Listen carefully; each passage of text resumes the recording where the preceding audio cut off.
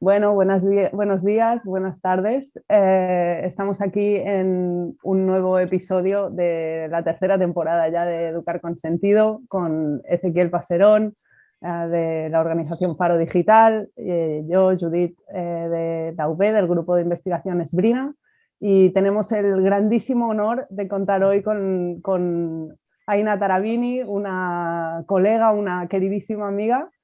Nos hace especial ilusión que esté Aina hoy aquí con nosotras. Hace días que venimos intentando cuadrar esa entrevista y bueno, hoy finalmente se dio la oportunidad. Aina, bueno, es socióloga, reconocidísima socióloga de la educación, trabaja en la Universidad Autónoma de Barcelona y bueno, nos gustaría hoy sobre todo que habláramos sobre los temas en los que has venido trabajando los últimos tiempos y que tienen que ver con la educación, por supuesto, y con el cuidado, y con el cuidado de las personas, del alumnado, del profesorado. Y un poco, igualmente, antes de empezar, nos gustaría preguntarte cómo estás llevando este reencuentro con la vida post pandemia, y que nos cuentes un poco cómo ha sido este periodo de reenganche. Vale, pues buenos días o buenas tardes, depende de dónde estemos. Muchas gracias por invitarme, es un honor también. Ya hablamos cuando estábamos confinadas hace 2 años, ¿verdad? Estamos en mayo del 2022, qué fuerte, cómo pasa el tiempo. Bien, yo estoy bien. La verdad es que durante el confinamiento es como muy curioso, ¿no? Cómo se ha movido el tiempo durante este tiempo. Todas tenemos un poco una sensación de que ha pasado mucho, pero al mismo tiempo ha pasado muy poco. Yo ahora, por diferentes cuestiones de trabajo, estoy en un momento que me estoy reencontrando presencialmente con mucha gente para hablar, para discutir, para compartir y realmente se pone muy de manifiesto, ¿no? Que todo el mundo necesitaba estos espacios de cuidado, entendido de múltiples maneras, ya lo hablaremos, pero de mirarnos, de reconocernos, de hablarnos, de explicarnos. Entonces, bien. Buenísimo, Aina. Aprovecho para saludarte y también para manifestarte mi alegría de poder haber coordinado este encuentro y esta charla, y sobre todo, y ya haciendo foco un poco en lo que planteaba Judith y vos también recogías, de hablar de este concepto, de esta postura, entiendo yo también que es, o este posicionamiento para concebir a los procesos educativos, que tiene que ver con justamente tener una educación, preguntarnos qué educación queremos tener, y esta idea de los cuidados que se ha instalado quizás en la pandemia desde el lugar del cuidado del contagio y demás, pero en algún punto ese cruce con lo educativo, que es tan necesario, es tan imprescindible. Queríamos preguntarte, desde tu experiencia, desde tus investigaciones, ¿por qué tiene sentido hablar de educación y el cruce con los cuidados?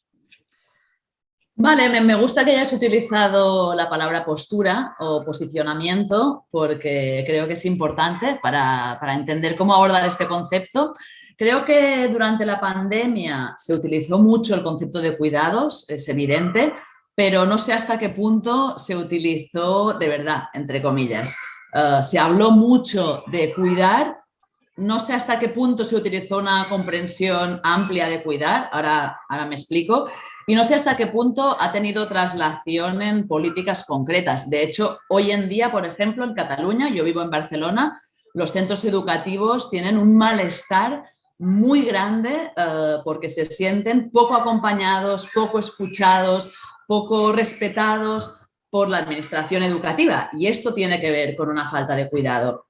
Entonces, creo que es importante hablar de cuidado en educación por una cosa tan básica, que es que la educación trata de seres humanos. La materia prima de las prácticas educativas son las relaciones humanas, y los seres humanos estamos hechos de afectos, de desafectos, de emociones, Entonces, cuidar quiere decir atender, quiere decir dar importancia, quiere decir escuchar, no estar indiferente a las injusticias. A veces es como que se habla de cuidar desde una dimensión muy asistencialista. Y de hecho, no es que esto se me haya ocurrido a mí, es que desde las tradiciones feministas el concepto de cuidado tiene que ver con un elemento clave de la justicia social. Yo incluso diría que no puede haber justicia sin cuidado y que el cuidado probablemente atraviesa o es una condición para las otras dimensiones de justicia, porque si tú no cuidas, si tú no acompañas, si tú no escuchas, probablemente no puedes redistribuir. Si tú no das atención a que todo el mundo exprese sus necesidades, no puedes representar, y así en todas las etapas, ¿no? Entonces, diría que el cuidado en educación es especialmente importante por eso, porque trabajamos con seres humanos y con emociones y con relaciones, pero que no se puede pensar la justicia como en términos... La justicia muchas veces se ha pensado en términos muy materiales, después vamos, si queréis, evidentemente tiene una dimensión material, pero es que incluso diría que el cuidado no es solo una dimensión más de la justicia, sino la condición para que las otras pasen.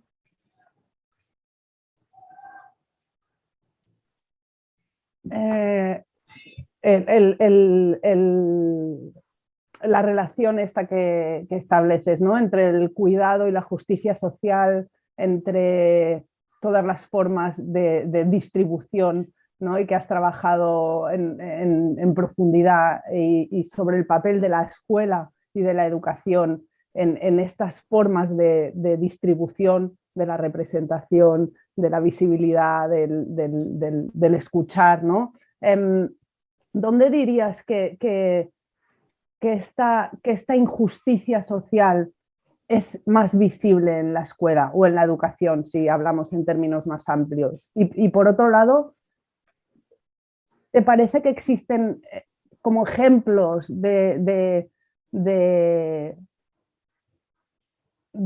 prácticas cuidadosas dentro de las instituciones educativas o de algunas instituciones educativas? Un poco el contrapunto ¿no? Entre una mirada más amplia sobre dónde podemos ver esta injusticia social, en qué se concreta, y por otro lado, qué se hace, porque seguro que hay entornos donde se hacen esfuerzos por cuidar. Si pudieras hablarnos un poco de estas cuestiones. Vale, entonces, empezando por cómo se expresa. Yo, y de hecho esto lo hemos trabajado contigo también, Judith, a mí me gusta utilizar la triple dimensión de justicia que viene de Nancy Fraser, que es la de redistribución, reconocimiento y representación, que en el ámbito de educación hay unas autoras, especialmente Kathleen Leach, después le añadieron como la cuarta R, que era la Relational Justice, que es la de los cuidados, ¿no? Entonces, para mí a mí este marco, el de la triple o cuarta R, me ayuda a pensar cualquier tema en educación y lo utilizo siempre, porque creo que ayuda mucho a movilizar la imaginación y que se puede utilizar de muchas maneras. Entonces, la R más común y que ha sido la dominante en temas de justicia ha sido la de redistribución, porque efectivamente es imprescindible redistribuir recursos materiales entre escuelas, entre centros, entre profesorado, y esto se puede expresar de múltiples maneras. Fuera del ámbito de la educación, la redistribución tiene que ver con las rentas. En el ámbito de la educación sirve para muchas cosas. Por ejemplo, si pensamos en términos de segregación, hay un elemento claro que tiene que ver con los recursos económicos, con cuánto dinero hay para la educación y cómo se distribuye este dinero entre los centros. ¿Tiene que distribuirse el mismo dinero hacia centros que tienen una población hipervulnerable o hacia centros que no? ¿Tiene que distribuirse el mismo dinero hacia la pública y la privada? Pero va más allá del dinero. Pues, por ejemplo, a mí para hablar o para pensar en la segregación escolar, esta dimensión me ayuda mucho. ¿Cómo se distribuye, cómo se redistribuye el alumnado entre los centros de nuestro territorio. ¿Quién es el alumnado que está en nuestras escuelas? También el profesorado. Este es un tema del que todavía se habla poco y que me parece fundamental. ¿Qué líneas de segregación y de segmentación del colectivo docente hay entre centros? Hay investigaciones que empiezan a decir que los centros más vulnerables socialmente no solo tienen una falta de distribución del perfil del alumnado, sino también del perfil del profesorado. Pero es que incluso la dimensión de distribución a mí me ayuda a pensar en el currículum. ¿Qué conocimiento distribuimos y redistribuimos entre diferentes centros educativos? Entonces, ejemplos de injusticia por falta de distribución hay múltiples. A mí me gusta pensarlos en términos de financiación, de segregación y de currículum, pero probablemente hay más. Por la dimensión del reconocimiento, históricamente el concepto de reconocimiento ha tenido que ver con la dimensión más cultural. El riesgo de hablar de cultura es que a veces se piensa directamente en folclore y la cultura es algo más amplio, ¿no? Entonces, reconocer quiere decir mirar, quiere decir tener en cuenta que no todas partimos de ahí mismo. En justicia social en general y en justicia educativa en particular, siempre ha habido una tensión entre reconocimiento y redistribución, porque a veces si redistribuyes no reconoces y si reconoces no redistribuyes. Yo creo que es imprescindible pensarlas juntas. Entonces, en clave de reconocimiento, básicamente se ha pensado en cuestiones de práctica pedagógica, de currículum también, de evaluación. ¿Qué conocimiento para quién? ¿De qué manera los libros de texto históricamente, pero ahora las tecnologías, los proyectos reconocen, enfatizan, subrayan el conocimiento que está más próximo a algunos grupos sociales que a otros? Esto en términos de género es muy evidente. Empezamos a tener bastante evidencia que el conocimiento de las mujeres, la historia de las mujeres, el feminismo ha sido mayoritariamente absente en las aulas, pero esto en clave de clase y de etnicidad es brutal. ¿De qué manera el conocimiento de las clases medias blancas profesionales se ha cristalizado en la escuela como el conocimiento válido? Y cuando hablamos de cuestiones migratorias y étnicas, aquí ya y en América Latina en particular, es espectacular, ¿no? Entonces, redistribuir y reconocer son elementos fundamentales. A mí esto, el reconocimiento, me va bien pensarlo en términos de currículum, de proyectos, de pedagogía, etc. La tercera dimensión es la de la representación, que si la de la redistribución sería como la económica, digamos, aunque yo la entiendo más amplia. El reconocimiento cultural, la representación sería como esta dimensión más política de la justicia, que es la de dar voz. ¿A quién se le da voz? ¿Quién participa en las decisiones? Y esto tiene múltiples escalas.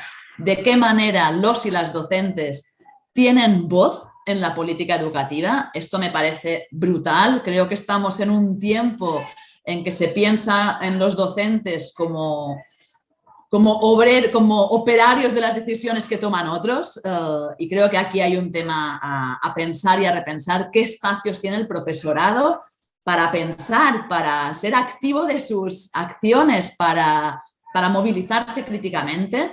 Y después esto va a otras escalas. Pues, ¿qué papel tienen las familias en las decisiones que afectan a sus hijos y a sus hijas?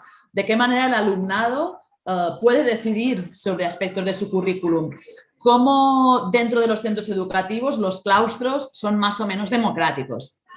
Y finalmente, la última dimensión, que sería la relacional, ya os digo que Lynch y Baker lo utilizan como la cuarta dimensión.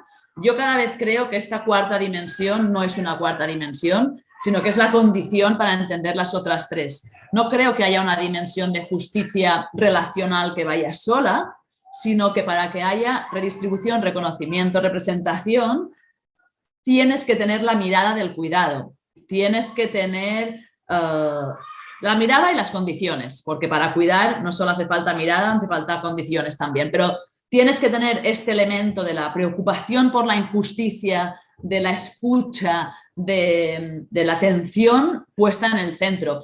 Porque, y de hecho esto hace que todas las dimensiones vayan juntas. Si no reconoces que no es lo mismo enseñar y aprender en un centro donde hay un montón de problemáticas sociales, y un montón de problemáticas sociales no quieren decir tonterías, quiere decir que han desnonado, que ahora no me salen, han desahuciado a tu familia, quiere decir que tu madre está en la cárcel, quiere decir que durante el confinamiento no podías comer porque no tenías la tarjeta de servicios sociales. Esto no es lo mismo que las familias que cuando empezó el confinamiento casi que llevaron la escuela a su casa porque todo el mundo tenía sus habitaciones, su internet y sus ordenadores. Si no reconoces esto, no puedes redistribuir recursos.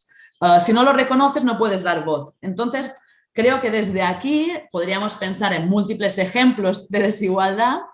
Y ahora me paro un momento y si queréis vamos a la parte de ejemplos. No sé si queréis decir algo.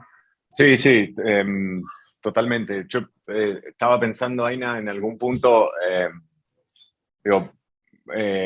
la otra vez que habíamos conversado contigo, cuando hablamos con gente del JEPS, también cuando hablamos con gente de la BOFIL sobre el tema segregación, y puntualmente te queríamos preguntar justamente desde ese lugar.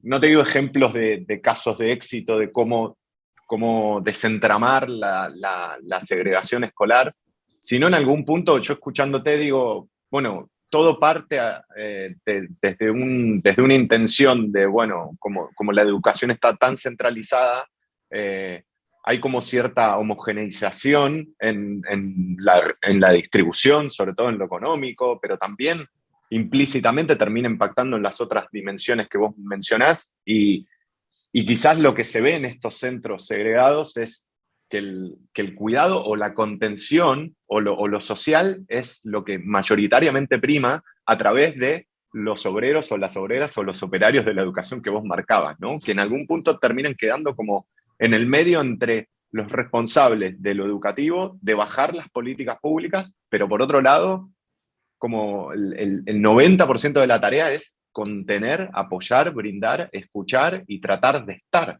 ¿no?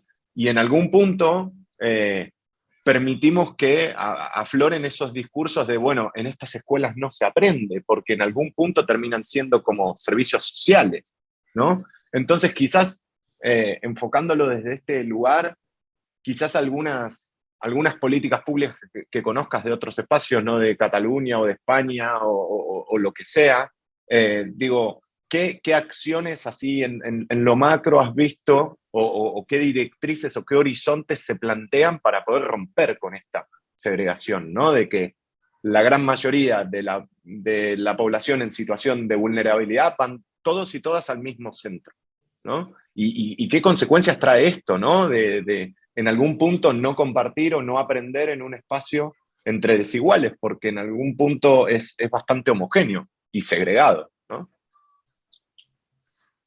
Vale, sí, yo creo que el tema de la segregación... Ahora iré a las horizontes de acción, pero antes déjame decir una cosa. Me parece súper importante lo que decías. Creo que el tema de la segregación escolar, entendido bien, es un elemento que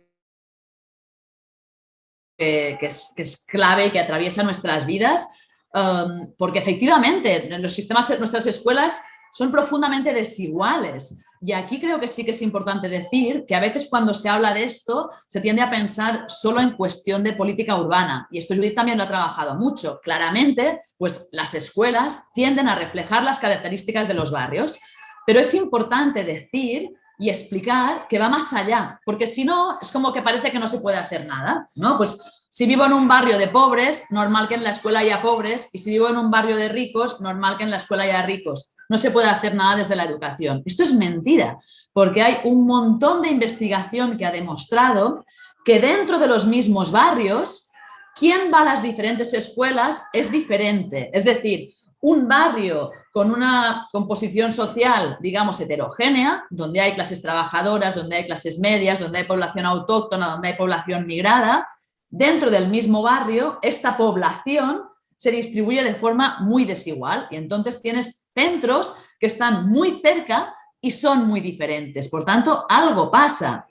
Y algo pasa no solo con los pobres que se juntan con los pobres, sino también y sobre todo con los ricos que se juntan con los ricos y no quieren que sus hijos vayan con los pobres. Y aquí hay un elemento muy importante a poner sobre la mesa, porque a veces cuando se piensa en políticas de lucha contra la segregación escolar, se piensa solo o exclusivamente en mover a los pobres hacia centros de ricos.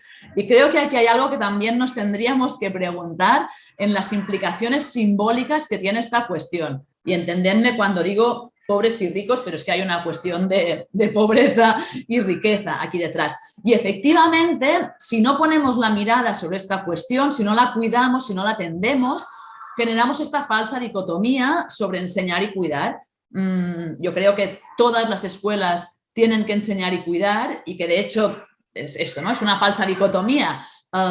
Cuidar quiere decir cuidar las necesidades materiales, quiere decir cuidar las necesidades emocionales, pero quiere decir preocuparte, como decía antes. Entonces, si no me preocupo, si no cuido, no vas a aprender. Y por tanto es circular. Pero es verdad que los entornos hipervulnerabilizados socialmente generan que esta dicotomía se vuelva real, porque los tiempos son los que son, los horarios son los que son, y porque las movidas sociales que tienen las familias antes de la pandemia y después de la pandemia son brutales. Nuestras sociedades están hiperfragmentadas. Entonces, efectivamente, es que no es demagogia.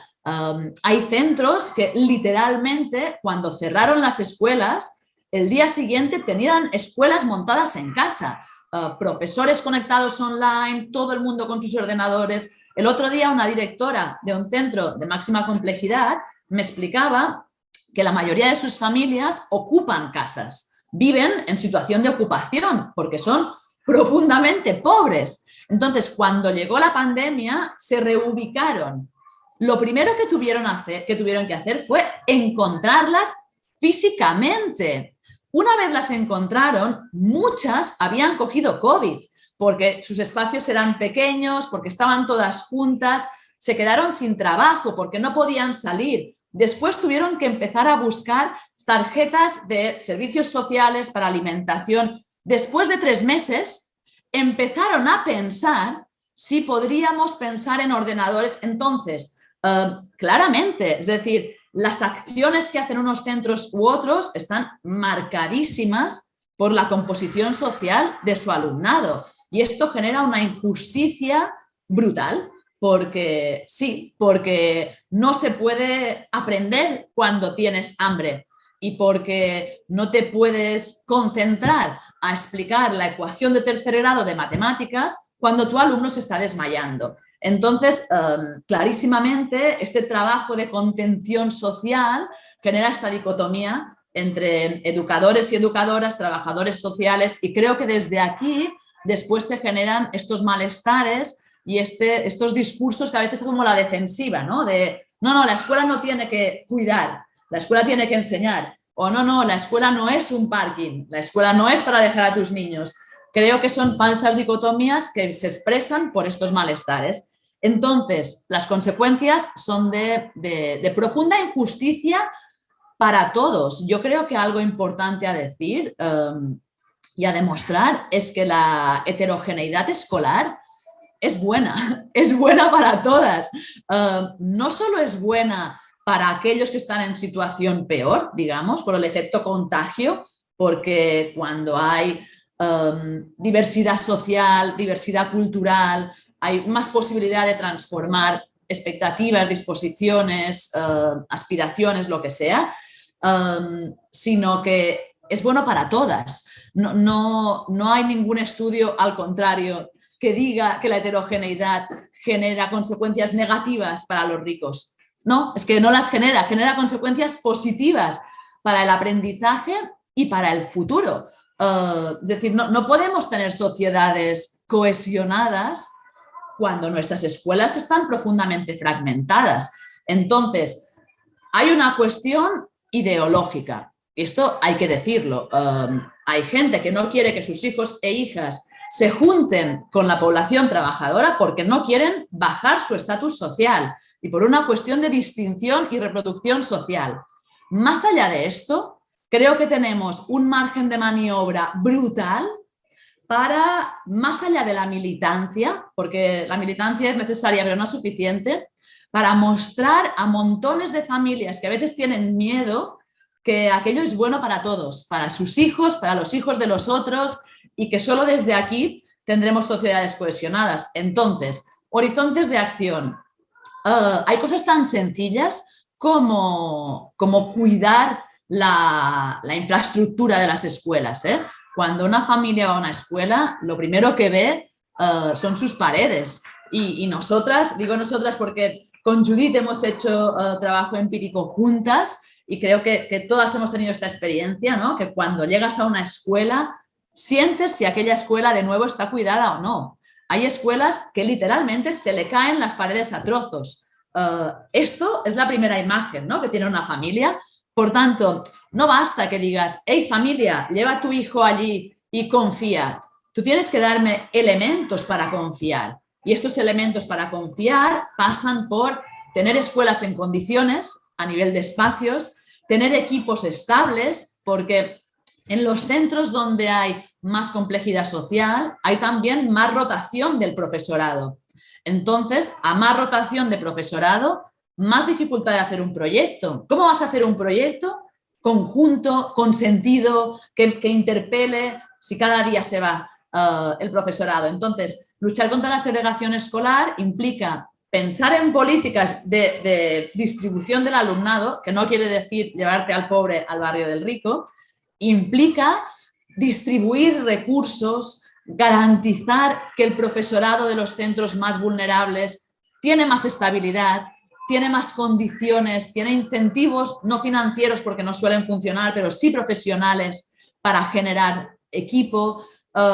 Implica todo este tipo de elementos de acompañar, de hacer pedagogía también sobre los beneficios de la heterogeneidad. Entonces, creo que en el campo de la segregación escolar realmente hay mucho ámbito, hay mucho recorrido. Y bueno, de momento lo dejo aquí. Súper, genial, Aina. Estabas hablando de un montón de cuestiones que tienen que ver mucho con cómo se configura el propio sistema educativo, ¿no? y con la parte más de la política educativa y luego cómo la ponemos en práctica, pero sí que tienen que ver muchas veces con los diseños institucionales, con la distribución de recursos que se hace desde la administración educativa, de este margen de maniobra tan amplio que hemos detectado en diversas dimensiones, ¿no? de esta práctica política. Y hablas de muchas cuestiones que vinculan este hacer político o administrativo con lo que pasa dentro de las escuelas, ¿no? Y yo creo que en tu trayectoria este esfuerzo por conectar a los distintos niveles de lo que pasa en la educación, desde el diseño de la política hasta lo que pasa dentro de la clase y cómo se siente el alumnado en determinados contextos u otros, es una marca tuya muy clara. Y en este sentido, tú has hablado mucho, ¿no? del malestar en la educación por parte del alumnado, has estudiado durante muchísimo tiempo los procesos de abandono escolar prematuro, de desafección o desvinculación escolar, y a mí me gustaría conectándolo, ¿no? con todo lo que hablabas sobre el cuidado, no solo que recibe el profesorado, sino que el profesorado puede brindar a su alumnado, que nos hablaras un poco, y creo que tiene mucho sentido en este canal, ¿no? Educar con sentido, sobre el sentido de la educación, y tú siempre has hablado mucho, ¿no? de que el alumnado tiene que ver que aquello conecta con su vida, con su experiencia, que tiene un sentido la educación para él.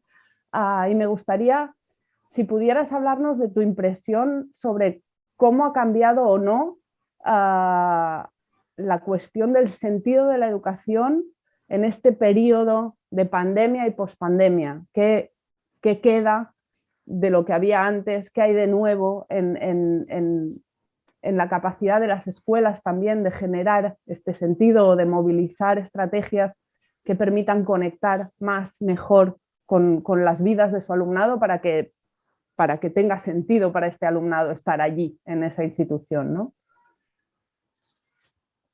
Creo que no ha cambiado nada. No, es decir, me parece muy importante lo que decías, es decir, a nivel micro han cambiado millones de cosas y los centros educativos y el profesorado, yo cuando digo profesorado me refiero a cualquier etapa educativa, que a veces es como que si se habla de primaria, se habla de maestros y maestras, me refiero a todos, se han dejado la piel y se han dejado la vida. En este sentido, sí, pero no ha habido ningún... Es decir, cuando llegó la pandemia parecía que descubríamos que había desigualdad, era como, wow, ¿qué ha pasado? ¿No? ¡Qué sorpresa! Y parecía que aquello tenía que generar como un cambio para siempre, que no pasó. Es decir, las escuelas son igual de desiguales y con o sin sentido de lo que eran antes, porque creo que a nivel estructural no ha habido un cambio que haya generado esto. De hecho, creo que lo que ha pasado es otra cosa, ahora os lo diré, pero por este trabajo que os decía que estoy haciendo, que últimamente me estoy encontrando con mucha gente de la comunidad educativa, hay mucho malestar. Y de hecho, cada vez creo más que toda esta cuestión que yo personalmente, pero mucha otra gente, hemos utilizado para hablar de alumnado, el sentido, el propósito, la interpelación, la conexión, es absolutamente imprescindible pensarlo en clave de profesorado. Y creo que lo que se ha puesto de manifiesto es que esto no se está trabajando. Es decir, yo percibo mucho malestar docente, mucha falta de sentido de la práctica docente. Los docentes se quejan cada vez más de la hiperburocratización de sus espacios. Tienen que hacer papeles todo el rato. El problema no es hacer o no papeles, es ¿para qué hago papeles? Es el sentido de los papeles. Hacen formaciones que muchas veces es check, check, check, check. Tengo la formación, pero no necesariamente una formación que surja de la necesidad del claustro, que interpele y movilice. Claustros que no tienen tiempo para pensar, para discutir, para evaluar. Entonces, creo que tú has hecho una frase que decías, ¿qué cuidado puedes brindar? ¿No? ¿Qué cuidado puedes brindar si tú no estás cuidada? ¿O cómo puedes cuidar a los otros si tú no estás bien? ¿No? Entonces, creo que una condición necesaria para cuidar al alumnado, en este sentido amplio de la palabra, no asistencialmente, sino cuidarlos desde el pensar que una alumna tiene derecho, todos los alumnos tienen derecho a aprender en la escuela y a tener una buena experiencia escolar. Esto quiere decir que tienes que preocuparte si no aprenden. No es que tengan bajas capacidades por defecto, es que te tiene que preocupar. Tienes que preocuparte por las relaciones entre el grupo de iguales. No, esto no es una cosa de niños. Esto es una vulneración de los derechos, ¿no? Entonces, este cuidar en sentido amplio, en generar sentidos escolares para el alumnado, implica que para ti como maestro haya sentidos y haya condiciones también. Y creo que aquí tenemos que poner la mirada porque hay un elemento de propósito compartido. Y ya te digo que mi sensación en Cataluña al menos es que hay mucho malestar, mucha falta de esto, ¿no? De sensación de lo que decía antes, ¿no? De no somos escuchados. Y creo que los claustros en este sentido, pues al contrario, ¿no? Es que claro, llevan 2 años que lo que han hecho es increíble, como muchos otros profesionales, ¿no? Pero han estado al pie del cañón en una situación muy heavy, atendiendo situaciones muy duras que improvisaron de la noche a la mañana. Entonces, esto creo que ha generado un cansancio fuerte, acompañado en Cataluña en particular y en muchos otros sitios de años de recortes, de años de una elevada movilidad de las plantillas, inestabilidad.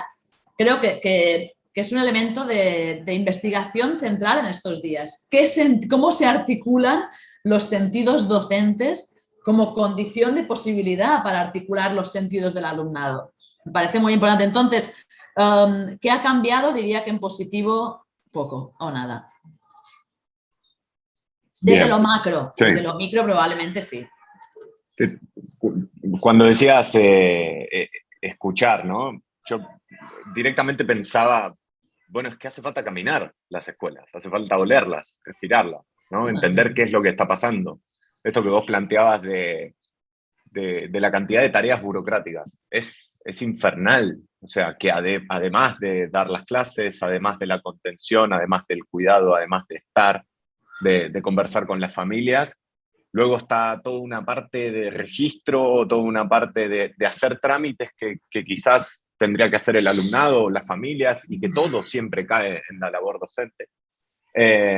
Y creo que conforman un ecosistema que lleva un hastío tremendo, ¿no? Muy potente. Y me queda súper clara como esta desconexión entre quienes toman las decisiones, que parece ser que no tienen ni idea de cuáles son las cuestiones y las tensiones que suceden en esos espacios.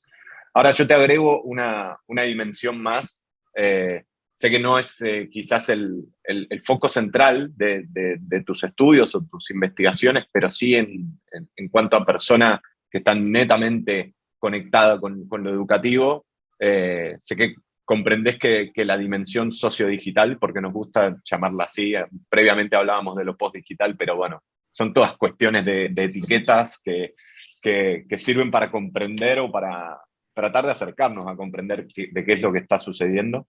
Pero todas estas complejidades, todas estas tensiones, creo o puedo animarme a decir desde el punto de vista de él o de la docente, cuando empezamos a hablar de lo que sucede en los territorios digitales, entendidos como espacios sociales, en donde también se construyen las identidades del estudiantado, los vínculos, las relaciones, en donde las peleas trascienden las paredes a través de las redes, en donde se están enterando de la realidad y de qué realidades se enteran y a través de qué formatos y a través de qué voces. Yo siento que también ahí hay una falta de cuidado del profesorado por tener herramientas para intentar transformar o habitar y problematizar esos espacios, y se traduce también en una falta de cuidado hacia el alumnado en general, en una sociedad que está datificada cada vez más grande, ¿no? Entonces, ¿alguna impresión sobre estas cuestiones según lo que ves de las voces del profesorado? Y alguna opinión que tengas tú, si te parece compartir.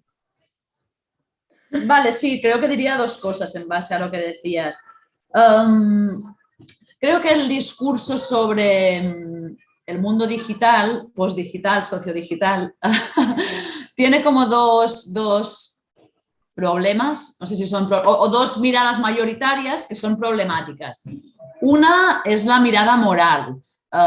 Creo que a menudo miramos lo digital desde una dimensión moral, de bueno y malo. Y creo que esto va más allá de lo digital, que tiene que ver con la separación entre educación formal e informal. A veces es como se piensa en estos espacios, que hay autoras, de hecho, que no hablan de educación formal e informal, sino de dimensiones de formalidad e informalidad, porque la escuela es formal, pero dentro hay aprendizajes informales, ¿no? Entonces, a menudo se piensan en estas dimensiones, en estos ámbitos, en estos espacios, en términos de bueno o malo, en términos de mejor, peor, y el pánico moral en relación a los usos que hacen los y las jóvenes del mundo digital es bastante elevado. Entonces, aquí hay una falta de reconocimiento, de conocimiento, de qué pasa en estos espacios digitales y cómo se utilizan, cómo se reconocen, cómo se les da sentido y cómo se problematizan desde lo escolar, claramente, porque en estos mundos digitales que son sociales, que son reales, a veces también esta dicotomía entre lo virtual y lo real, pasan cosas buenas y malas y se utilizan bien y mal. Por lo tanto, más allá del pánico moral, es como qué pasa en estos espacios, cómo los problematizamos, cómo les damos sentido en la línea que decíamos antes, ¿no? Pues si la escuela y la educación tiene que conectar con la vida de los jóvenes y las tecnologías digitales, los conceptos que utilizo en este campo a lo mejor no son súper precisos, o las redes sociales forman parte de la vida de los jóvenes, algo deberíamos saber, algo deberíamos incorporar, algo, porque si no es como una renuncia, la misma que ha habido siempre entre el mundo de fuera de la escuela y el mundo de dentro de la escuela, se reproduce y se amplifica en el mundo virtual y real. Por tanto, lo primero, como intentar evitar este pánico moral e intentar escuchar, intentar reconocer, intentar interesarnos por qué pasa en la vida de las jóvenes en las redes sociales, porque si no creo que tenemos la batalla bastante perdida. Y por otra parte, creo que en el mundo tecnológico y digital, como en el mundo pedagógico en general, hay un exceso de discurso técnico, de discurso sobre el medio y no sobre el fin. Es decir, los medios son importantes, pero no dejan de ser medios. Hago el ejemplo con la pedagogía y lo traslado a lo tecnológico. Pues en el ámbito pedagógico hay mucha discusión excesiva desde mi punto de vista, pues esto, sobre la técnica, ¿no? Si es mejor trabajar por ambientes, por proyectos, por ABP, por ABJ o por clase magistral o por clase inversa. Para mí este no es el debate. El debate es cuál es el propósito, cuáles son los principios pedagógicos a los que no podemos renunciar. Pues no podemos renunciar a que todo el mundo conecte los aprendizajes con aspectos que les sean relevantes. No podemos renunciar a la comprensión y a la abstracción. No podemos renunciar a la interpelación. Es verdad que hay técnicas pedagógicas que te ayudan o te aproximan más a uno de estos principios, pero no de forma mecánica. Y de hecho, cuando nos centramos solo en la técnica, acabamos haciendo fetichismo de la técnica. Pues hay proyectos que funcionan de maravilla y hay proyectos que funcionan fatal. Hay proyectos que ponen al alumnado en el centro y hay proyectos que funcionan igual que el libro de texto de toda la vida. Poner al alumnado al centro, ¿qué quiere decir? Porque aquí también hay todo un debate de trabajar a partir de los intereses de los estudiantes que se va pervirtiendo desde mi punto de vista. Claro, hay que partir de los intereses de los estudiantes, pero hay que llevarles más allá de sus intereses, porque a priori no te interesas por aquello que no conoces, ¿no? Pues creo que con la tecnología pasa lo mismo. Y en los discursos sobre innovación escolar, a menudo nos centramos en la técnica, en la tecnología, en el recurso pedagógico. Entonces, un dispositivo tecnológico puede ayudarte o no a hacer aquella mejora pedagógica en base al propósito que haya detrás. Da igual si haces un Kahoot, que lo hacen todos los centros ahora, o haces... No, es decir, no da igual. Los medios te pueden ayudar pero no dejan de ser medios. Entonces, creo que el debate sobre tecnología es muy moralista y muy tecnificado. Y se hacen formaciones al alumnado sobre técnicas, sobre... Pues esto, es que no os sé decir ejemplos porque yo no lo trabajo, pero si utilizas este dispositivo tecnológico o aquel otro, o si haces este programito o aquel otro. Pero hoy con Judith el otro día compartimos un espacio que era como cómo contribuimos a pensar con la tecnología, a crear la tecnología, a ir más allá de esta cuestión, porque si no nos olvidamos de lo importante, ¿no? Que es cuál es el propósito, para qué estamos haciendo esto. Y puedes tener escuelas maravillosas con innovación pedagógica y tecnología digital y escuelas maravillosas sin innovación tecnológica ni digital. Y creo que aquí también, si no vamos con cuidado en esto, acabamos creando jerarquías falsas entre docentes. En una misma hablamos mucho de la diversidad del alumnado y poco de la diversidad del profesorado. Hay profesores, bueno, no. Como docentes somos diversas y esto es un valor positivo. La diversidad y la desigualdad no es lo mismo, ni para el alumnado ni para el profesorado. Entonces, hay principios que no se pueden saltar. Pues no se puede faltar al respeto al alumnado. Esto es un principio básico, más allá de la diversidad entre nosotros. Pero a lo mejor yo funciono mejor con una clase magistral y tú con un grupo de pequeños seminarios, y en los dos casos funciona bien y creo que esto es positivo, pero esto implica también espacios de reflexión y debate. tenemos que podernos encontrar nosotros tres y decir, a ver, chicos, ¿de qué manera, cómo compartimos estos principios pedagógicos? ¿Cómo compartimos este propósito? ¿Cómo en tu clase magistral, en mi proyecto y en tu seminario conseguimos llegar a estos principios? ¿O por qué no me funciona? Porque si no, claro, en un modelo más tradicional, no me gusta mucho hablar de tradicional innovación, pero para que nos entendamos, en que cada maestrillo con su librillo, que se decía aquí, cada uno entra en su aula, hace lo que le da la gana y no hay ningún tipo de conexión ni de interpelación entre áreas curriculares, etcétera, pues da igual, ¿no? Si eres o no eres estable, da igual si hay espacios o no de coordinación, pues mira, hoy llego a este centro y explico esto, mañana... Pero cuando piensas en una reforma escolar que vaya en este sentido, en que el currículum conecte, en que haya diferentes formas de acceder al conocimiento, esto implica hablar de profesión docente. Y a menudo es como que va por caminos diferentes, ¿no? ¿Cómo vas a hacer un trabajo de este tipo si no tienes espacios para pensarlo, para probarlo, para cambiarlo? Creo que este link es el que falta. Y después... Esto nos lleva a discursos falsos, ¿no? Pues últimamente, por ejemplo, en España, la nueva ley educativa, es la LOMLOE, propone un trabajo de trabajo por ámbitos en la secundaria obligatoria.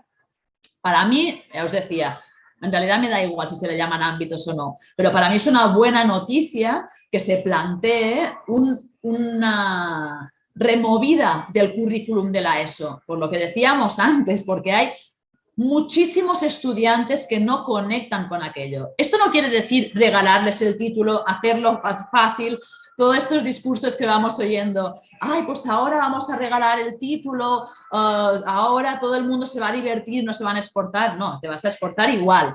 Pero si no se explica bien, si no se generan las condiciones, esto genera, pues no sé, las redes sociales por aquí últimamente están llenas de discursos como, es que claro, el profesor de biología no puede hacer matemáticas.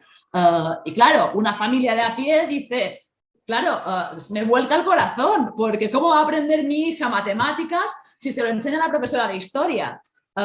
Volvemos al debate sobre lo técnico. Es una cosa más compleja. No se está diciendo que la profesora de filosofía haga matemáticas. Se está planteando una forma de organización curricular en el que haya interpelación, interconexión entre saberes académicos y sociales. Y creo que esto es un avance y tenemos que saberlo explicar bien, o con la falsa dicotomía entre conocimiento y competencias, que acaba siendo bastante cansada. Es una evidencia, pero probablemente no tenemos que decirlo así. Es decir, es evidente, bueno, es que no me está diciendo, pero en la escuela tenemos que aprender y el aprendizaje es un derecho básico para todas. Es imprescindible aprender en la escuela, sin duda, y aprender saberes. Pero cuando se habla de competencias, no se está diciendo que solo aprendamos cosas útiles para la empresa. Es verdad, hay una corriente sobre las competencias que es muy empresarial, muy utilitarista, pero es una de las corrientes. La reflexión amplia sobre competencias lo que hace es articularnos este sentido. ¿De qué manera estos saberes nos hacen competentes en y para la vida? Y creo que tiene bastante sentido para todas.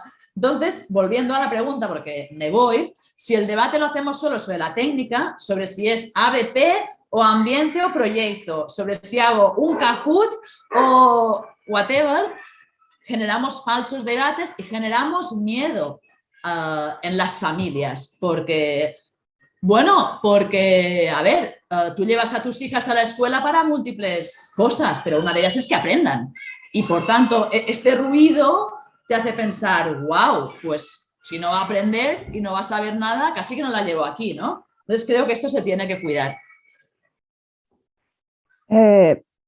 Increíble la conexión de miles de cosas, no he parado de apuntar porque me parece que has planteado una cuestión, para nosotros trabajamos muchas cosas que tienen que ver con el mundo digital o con la tecnología, ¿no? Y se habla mucho en este campo de cómo muchas veces se ha abordado la entrada de la tecnología a las aulas, a las escuelas, a la gestión también, desde este punto de vista solucionista, ¿no? Como si usar, y que es mucho lo que decías del discurso técnico, ¿no? Como si usar esta herramienta me va a salvar y me va a ahorrar un montón de dolores de cabeza y trabajo y reflexiones, ¿no? Porque usando esto lo voy a solucionar. Y es un poco lo que decías respecto a muchas otras técnicas pedagógicas, ¿no? que han ido apareciendo a lo largo del tiempo como soluciones mágicas que luego se ha visto que no eran tales, ¿no? y que obviamente pueden ser mejores para un contexto determinado, para un determinado tipo de alumnado o para un determinado profe. Y a mí lo que me queda, ¿no? de todo esto que comentabas, al final es la falta de tiempo que tienen los docentes para pensar en lo que hacen, para explicar lo que hacen a las familias, para leer críticamente, pero no destructivamente, determinadas propuestas como lo que planteabas de la reforma de la LOMLOE, y que de algún modo este fetichismo de la técnica, sea una técnica, sea el ABP, el APS o sea la plataforma digital X, nos empujan de algún modo a una homogeneización o a una estandarización de los procesos educativos adentro de la escuela que chocan frontalmente, ¿no? con lo que hablábamos antes, con la diversidad de entornos educativos y cómo va a funcionar lo mismo en el mismo sitio, en sitios distintos, en tiempos distintos y con distintos participantes, ¿no? Entonces yo creo que la conexión que haces entre las herramientas, entre el profesorado, entre los tiempos y entre la necesidad de pensar y reflexionar críticamente es brutal, más allá, pero más acá también de la tecnología, ¿no? Porque la tecnología está. No, sobre los tiempos, esto merecería una investigación profundizada sobre esta cuestión, tanto por los tiempos en global, los tiempos del alumnado, ¿no? Los horarios escolares, cuáles son los horarios, pero los tiempos del profesor, los tiempos del proceso escolar. Me parece un tema del que hablamos relativamente poco y que creo que es muy importante y que tiene los tiempos, los espacios, tienen muchas connotaciones como muy dadas por supuesto. Pero me parece muy importante lo que decías en relación a la estandarización. Bueno, es que creo que en realidad cuando estandarizamos es porque tenemos miedo, ¿no? Si tú confías en que el otro lo hará bien, le das libertad y le das confianza para hacerlo en la forma que crea. Entonces aquí hay todo un proceso de cosas que se van encadenando, ¿no? Cuando tienes esta obsesión por el control, en que solo hay una manera de hacerlo bien, es porque en realidad estos procesos de confianza no están, ¿no? Y por tanto vuelve a esta reflexión sobre también los tiempos para el cambio, cómo generamos condiciones, tiempos para que el cambio escolar, para que la reforma escolar genere resultados positivos para todas, porque a veces también es como que en educación todo el rato parece que estamos en un laboratorio de delante y detrás, como de nada queda, ¿no? Estoy generalizando porque no en todos los sitios es igual, pero los cambios en educación, esto siempre se dice, y no sé si a lo mejor deberíamos también planteárnoslo un poco. Siempre se dice, los cambios en educación son lentos. Y sí, estoy de acuerdo, pero es como que se dice tanto que a veces no sé qué estamos diciendo. Pero es decir, que son lentos es verdad, pero esto implica algo, implica una acción. Son lentos quiere decir, de nuevo, que movilizas a personas, que movilizas confianzas y desconfianzas. Entonces, que son lentos no quiere decir que tengas que dejar pasar el tiempo y que por sí solos cambiarán. Quiere decir que tienes que jugar con estas cosas, ¿no? De hablar con el profesorado, escucharlo. Antes Ezequiel hablaba también del pisar, ¿no? Y oler las escuelas, dar las condiciones para... Creo que desde aquí viene la lentitud de la reforma escolar. Y a menudo me parece que esta lentitud de la reforma escolar tiene que ver con, bueno, vamos a dejar ver qué pasa y a ver si así el tiempo solo, y creo que no, el tiempo solo no acaba de generar los cambios que esperamos. Por tanto, no, solamente decirte que es súper de acuerdo que esta conexión entre tiempo, miedos, esperanzas, estandarización, creo que deberíamos como profundizarla y problematizarla más. Sí, aparte del sesgo de ya llegar a la connotación negativa de que lo lento es malo. Y en una sociedad que va cada vez más veloz y en donde te escuchaba y linkeaba con lo que nos decía Inés Dussel hace unos meses, ¿no? De la escuela como ese espacio otro, ¿no? Con un tiempo otro, y en donde, bueno, cabe tener muchas conversaciones para poder tener el tiempo para pensar qué es lo que sucede en esos espacios. Bueno, Aina, nos echamos una hora y un minuto, y parece que fueron 10 y podríamos seguir un rato largo más, pero bueno, te vamos a liberar un poco para que sigas la jornada. Te queremos agradecer de corazón por tu tiempo, por tu atención, por siempre tu predisposición y por dejarnos un montón de insights, de hallazgos y también de preguntas que son interesantes para seguir dándonos desde la reflexión y desde el debate.